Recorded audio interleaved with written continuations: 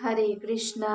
আমি আমার পরমারাধ্য গুরুদেব এবং বিষ্ণুপাদ পরমহংস অষ্টোত্তর শত শ্রী শ্রীমৎ ভক্তি সুন্দর ভাগবত মহারাজের রাতুল চরণ যুগলে অগণিত ভক্তিপূর্ণ প্রণাম জানাই এবং সকল সাধুগুরু বৈষ্ণব ভক্তবৃন্দের শ্রী চরণ কমলে জানাই আমার ভক্তিপূর্ণ প্রণাম।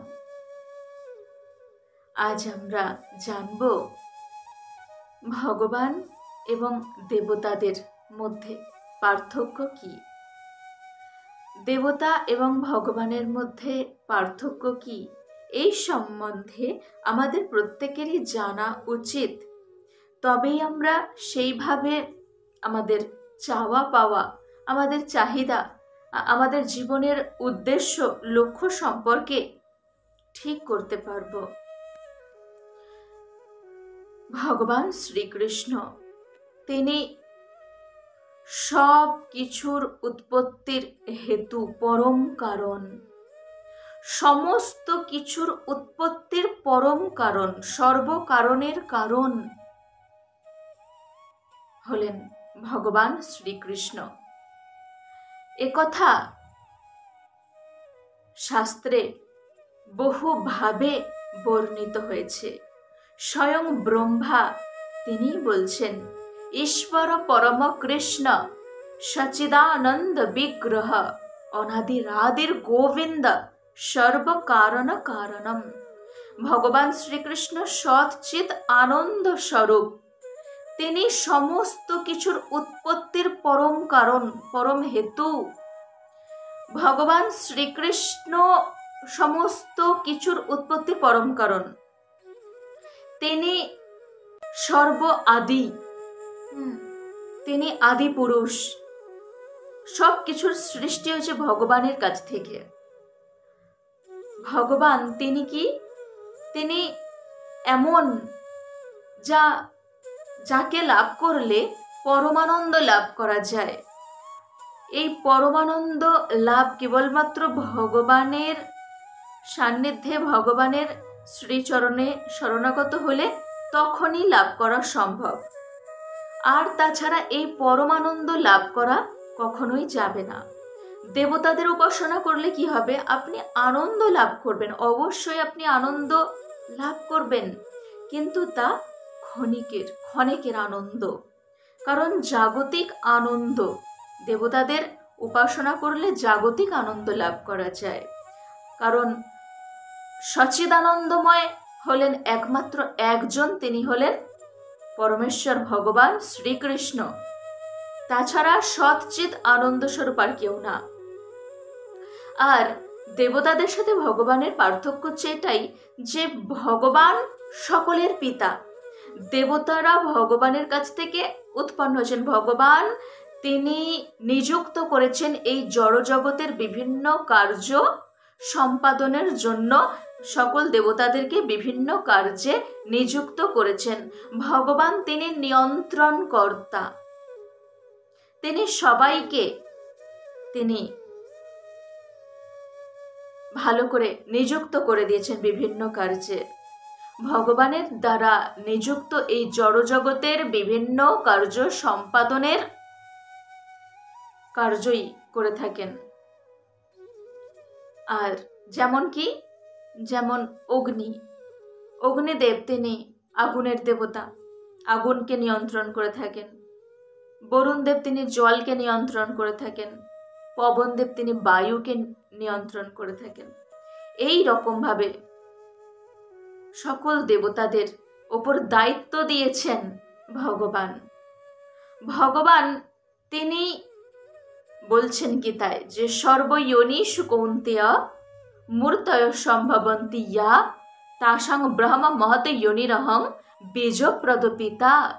অর্থাৎ দেব মনুষ্যাদি সকল জনিতে যে সকল দেহ উৎপন্ন হয়, সকলের বীজ প্রদানকারী পিতা হলাম আমি। ভগবান বলছেন সকলের বীজ প্রদানকারী পিতা আমি। দেবতা থেকে শুরু করে সেই ক্ষুদ্র ক্ষুদ্র জীব পর্যন্ত সকলের পিতা পরমেশ্বর ভগবান শ্রীকৃষ্ণ। তো দেবতারা স্বর্গে যে বসবাস করেন, এই স্বর্গলোকও, দেবলোক, এই যে ইন্দ্রলোক, চন্দ্রলোক, এই সমস্ত লোকও কি এই সমস্ত লোকও একসময় ধ্বংসপ্রাপ্ত হয়ে যায়, এরও স্থায়িত্ব নেই, বেশি দিন স্থায়িত্ব নেই।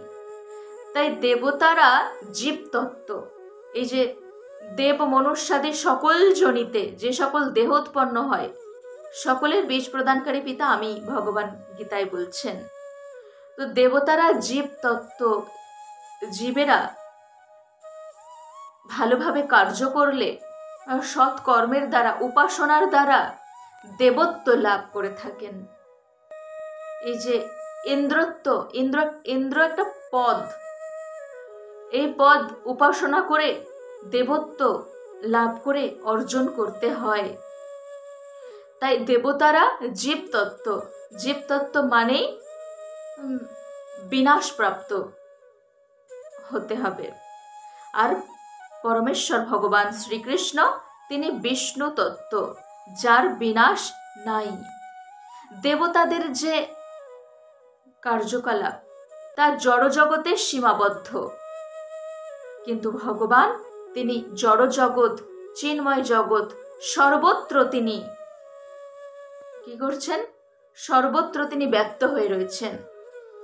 সব কিছু ভগবানের থেকে সৃষ্টি হয়েছে, জড়জগৎ, চিন্ময় জগৎ। তো দেবতারা জড়জগতের মধ্যে সীমাবদ্ধ, কিন্তু ভগবান তিনি সর্বত্র, অনন্ত কোটি বিশ্ব ব্রহ্মাণ্ড সর্বত্র ব্যক্ত হয়ে রয়েছেন। ভগবানের প্রভাব সর্বত্র বিরাজমান। দেবতাদের উপাসনা করলে কি হবে? আপনি ভৌতিক সুখ লাভ করতে পারবেন, যে ভৌতিক সুখ ক্ষণস্থায়ী। ভৌতিক সুখ লাভ করলে ক্ষণিকের আনন্দ তো লাভ করা যায়, কিন্তু মুক্তি লাভ কখনোই সম্ভব নয়। দেবতারা ভৌতিক সুখ প্রদান করে থাকেন, কিন্তু মুক্তি প্রদান করতে পারেন না। তাই মুক্তি যিনি প্রদান করতে পারেন, পরমেশ্বর ভগবান শ্রীকৃষ্ণ, ওনার শরণাগত হলে তবে মুক্তি লাভ সম্ভব আমাদের। দেবতারাও মায়াদেবীর অধীনে আছেন, তাই দেবতাদেরকেও বলা হয় মায়াধীন। ওনারাও মায়াধীন, মায়াদেবীর অধীনে রয়েছেন। কিন্তু ভগবান মায়াধীন নন। ভগবান শ্রীকৃষ্ণ তিনি মায়াধীশ, মানে মায়াদেবীরও ঈশ্বর। ঈশ্বর পরম কৃষ্ণ, তিনি পরমেশ্বর কে শ্রীকৃষ্ণ, তিনি গোবিন্দ নামে পরিচিত। আর যখন মহাপ্রলয় উপস্থিত হয়ে যায়, তখন সব কিছু ধ্বংসপ্রাপ্ত হয়ে যায়। ইন্দ্রলোক, চন্দ্রলোক সব ধ্বংস হয়ে যায়, কিন্তু কখনোই বৈকুণ্ঠ ধাম, অযোধ্যা ধাম, গোলক ধাম, এই ধামের কখনো বিনাশ সম্ভব না, কখনো ধ্বংসপ্রাপ্ত হয় না এই ধাম। দেবতারা একসময়, দেবতাদেরও আয়ু শেষ হয়ে যায়, কিন্তু ভগবান উনি সব সময় বিরাজমান থাকেন। সব সময় তিনি, ভগবানের স্থায়িত্ব সর্বদা, তিনি নিত্য শাশ্বত সনাতন, নিত্য নবীন অথচ পুরাতন। দেবতারা প্রকৃতিজাত যে গুণ আছে, এক তো দেবতারা মায়াদেবীর অধীন, আবার প্রকৃতির যে গুণ আছে সত্য রজ তম, এই 3 গুণের দ্বারা দেবতারা প্রভাবিত। সেই জন্য দেবতারাও দেবত্ব লাভ করার পরেও ওনারা রজগুণের দ্বারা প্রভাবিত হয়ে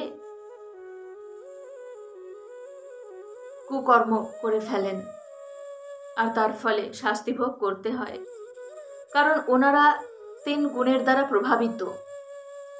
কিন্তু ভগবান পরমেশ্বর ভগবান শ্রীকৃষ্ণ তিনি গুণাতীত, মানে 3 গুণেরও ঊর্ধ্বে অবস্থিত। 3 গুণ সত্য রজ তম, এই 3 গুণ ভগবানকে প্রভাবিত করতে পারে না। দেবতাদেরকে প্রভাবিত করতে পারে, ভগবানকে প্রভাবিত করার ক্ষমতা নাই। দেবতারা যে ফল প্রদান করে থাকেন মানুষদেরকে, তো সেই ফল অনিত্য,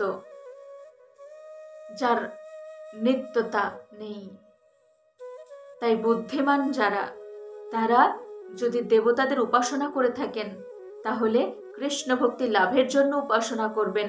কোনো ভৌতিক সুখ জড়জাগতিক আনন্দ লাভের জন্য উপাসনা করবেন না। দেবতারা উপাসনা করে দেবত্ব পদ লাভ করেছেন, ভগবানের অতি প্রিয়। ভগবান বলছেন যে তিনি দেবতাদেরকে রক্ষা করার জন্য যুগে যুগে যুগে অবতীর্ণ হয়েছেন। এতে চাংশ কলাপুংস কৃষ্ণস্তু ভগবান স্বয়ং ইন্দ্রাণী ব্যাকুলং লোকং মৃণয়ন্তি যুগে যুগে। শ্রীমদ্ ভাগবতমে বর্ণিত হয়েছে যে ভগবানের সমস্ত অবতারেরা ভগবানের অংশ প্রকাশ মাত্র। ভগবান শ্রীকৃষ্ণ তিনি ভগবান, ঈশ্বর পরমকৃষ্ণ আর কি কৃষ্ণস্তু ভগবান স্বয়ং। তিনি ইন্দ্র প্রভৃতি দেবতারা যখন বিপদে পড়েন তখন ভগবান ওনাদেরকে রক্ষা করে থাকেন। তাই আমাদের জীবনের উদ্দেশ্য তাহলে কি? দেবতাদের উপাসনা করে জড়জাগতিক সুখভোগ লাভ করা? না, এটা আমাদের জীবনের উদ্দেশ্য না। আমাদের জীবনের উদ্দেশ্য সম্বন্ধে শ্রীমদ্ ভাগবতমে পরিণত হয়েছে কামস্য নেন্দ্রিয় প্রীতির লাভ জীবেত ইয়াবতা জীবস্য তত্ত্ব জিজ্ঞাসানার্থ ইয়শ্চেহ কর্মভি। অর্থাৎ ইন্দ্রিয় সুখভোগের জন্য তো দেবতাদের উপাসনা করে থাকে সবাই। ইন্দ্রিয় সুখভোগকে কখনো আমাদের জীবনের উদ্দেশ্য বলে মনে করা উচিত নয়। আত্মাকে নির্মল রাখা এবং দেহকে পবিত্র রাখার বাসনাই করা উচিত। আর আমাদের জীবনের উদ্দেশ্য হলো পরম তত্ত্ব বা পরম সত্য সম্বন্ধে অনুসন্ধান করা। আর এই পরম তত্ত্ব বা পরম সত্য হলেন পরমেশ্বর ভগবান শ্রীকৃষ্ণ। গীতায় ভগবান বলছেন ইয়ান্তি দেবব্রতা দেবান পিতৃন ইয়ান্ত্রি পিতৃব্রতা ভূতানি ইয়ান্তি ভূতেজ্যা ইয়ান্তি মদ্যা জিনোপি মাম। যে যারা দেবগণের উপাসনা করেন তারা দেবলোকে যান, যারা পিতৃগণের উপাসনা করেন তারা পিতৃলোকে যান, যারা ভূতগণের উপাসনা করেন তারা ভূতলোকে যান, আর যারা আমার উপাসনা করেন তারা আমার কাছে ফিরে আসেন। ভগবানের কাছে ফিরে গেলে কি হবে? আব্রহ্ম ভুবনান লোকাহা পুনরাবর্তিনো অর্জুনা। ভগবান গীতায় বলছেন যে হে অর্জুন, যারা আমাকে জানতে পেরেছে তারা কখনো তাদের পুনরাবর্তন হয় না, বারবার এই পৃথিবীতে যাওয়া আসা করতে হয় না। মামুপেত্য তু কৌন্তেয় পুনর্জন্ম না বিদ্যতে, যে কখনো তাদের পুনর্জন্ম হয় না। যদ গত্বা ন নিবর্তন্তে তদ্ধাম পরমং মম, যে সেই ধাম হচ্ছে আমার, যেখানে গেলে আর কখনো দুঃখ কষ্টের পৃথিবীতে ফিরে আসতে হয় না। কিন্তু দেবলোকে গেলে কি হয়? দেবলোকে গেলে তে তং ভুক্তবা স্বর্গলোকং বিশালং ক্ষীণে পুণ্যে মর্ত লোকং বিশন্তি এবং ত্রয়ী ধর্ম অনুপ্রপন্না গতাগতং কামকাম লভন্তে।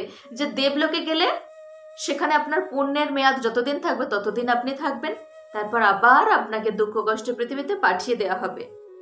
তাই আমাদের কি করা উচিত? দেবতারা ভগবানের প্রিয়জন। দেবতাদের যদি উপাসনা করেন তাহলে কৃষ্ণ ভক্তি লাভ করার জন্য উপাসনা করতে হবে। সবাই ভগবান শ্রীকৃষ্ণের শরণাগত হন, ভগবান শ্রীকৃষ্ণের কাছে আত্মসমর্পণ করুন, সাধুগুরু বৈষ্ণবের সান্নিধ্য লাভ করুন, জানার চেষ্টা করুন ভগবানের কৃপা কিভাবে লাভ করা যায়। সেই মতো চলুন, ভগবানের কৃপা লাভ করুন। তিনি জড়জগতের বন্ধন থেকে মুক্ত করতে পারেন, তিনি জড়জগতের বন্ধন থেকে সকলকে মুক্ত করেন। সবাই বলুন হরে কৃষ্ণ কৃষ্ণ কৃষ্ণ হরে হরে, হরে রাম রাম রাম হরে হরে।